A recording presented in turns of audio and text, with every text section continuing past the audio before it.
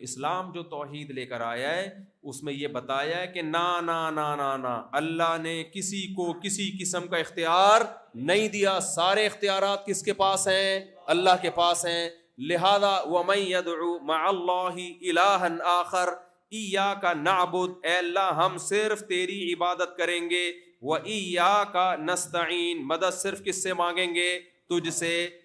اگر اللہ نے اپنے پیغمبر کو، فرشتوں کو اور مختلف مخلوقات کو اختیارات دیے ہوتے تو اللہ کہتے ہیں میں نے اختیارات دیے اس لیے کہ مجھ سے بھی مانگ لو، چاہے جا کے ان سے مانگ لو۔ نا نا نا، اللہ نے کہا صرف کس سے مدد مانگنی ہے؟ بولتے کیوں نہیں؟ اللہ سے۔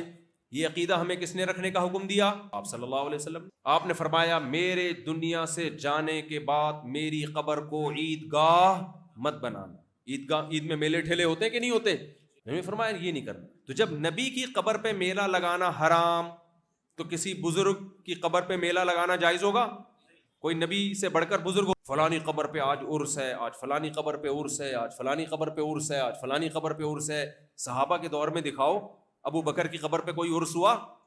آج کے بزرگ ابو بکر سے بڑے ہیں، معاذ اللہ نبی سے بڑے ہیں، عمر سے بڑے ہیں، عثمان سے بڑے ہیں، سیدنا علی سے بڑے ہیں رضی اللہ۔ جب ان کی قبروں پہ عرس نہیں ہوتا تھا تو لیاری والو تم کیوں قبروں پہ عرس کے لیے جا رہے ہو؟ وَأَنَّ الْمَسَاجِدَ لِلَّهِ، سجدہ گاہیں اللہ کے لیے، فَلَا تَدْعُوا مَعَ اللَّهِ أَحَدًا، اللہ کے ساتھ کسی کو نہیں پکارنا۔ اللہ یہ نہیں کہا کہ اللہ کو پکار